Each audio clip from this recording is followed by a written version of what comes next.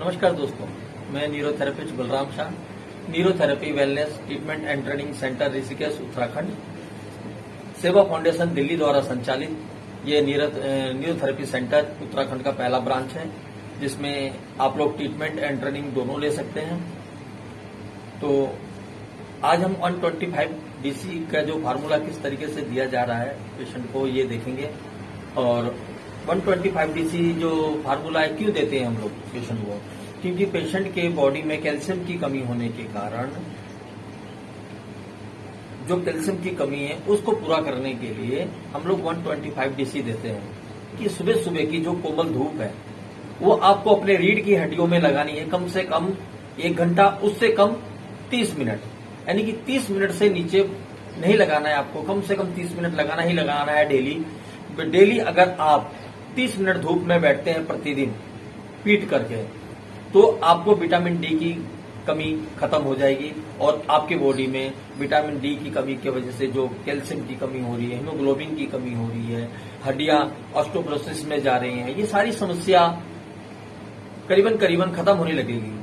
क्योंकि कहीं ना कहीं विटामिन डी हमारे डाइजेशन सिस्टम को भी प्रभावित करती है, हमारी ब्रेन को भी करती है। विटामिन 4 प्रकार के विटामिन जो है, इन सब के निर्माण के लिए या हमारी बॉडी के संचालन के लिए विटामिन डी का बहुत महत्वपूर्ण योगदान है, कैल्शियम का बहुत महत्वपूर्ण योगदान है।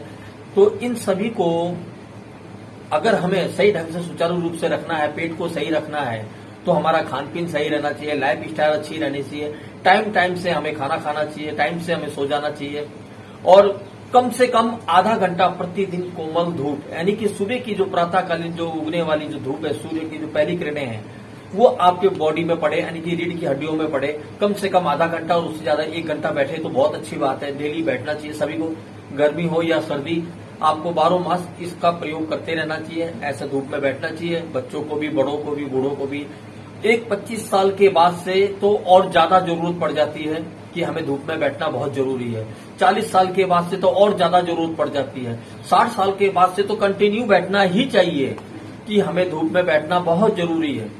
तो धूप में बैठना कितना जरूरी है अब आप समझ जा चुके होंगे। तो 125 DC को हम किस तरीके से देते हैं, तो आइए देखते हैं और इस ट्रीटमेंट का लाभ उठाते हैं। तो आइए।